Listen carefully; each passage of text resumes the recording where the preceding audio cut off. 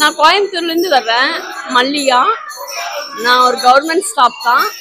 இவரோட daily regular post வந்து எனக்கு ரொம்ப பிடிச்சிருக்கு.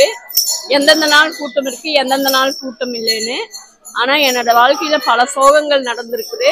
போன வருஷம் வந்ததை விட இந்த வருஷம் இம்ப்ரூவ்மெண்ட்டு. ஆனால் இது ரொம்ப உண்மையானது. பெட் பேஷண்ட் என் பையன் ஒரு விபத்துல. ஆனா இந்த வருஷம் இனி நல்லா இருக்கிறான். இனி அடுத்த வருஷம் கோயிலுக்கே வருவான்னு நான் ரொம்ப நம்புறேன்.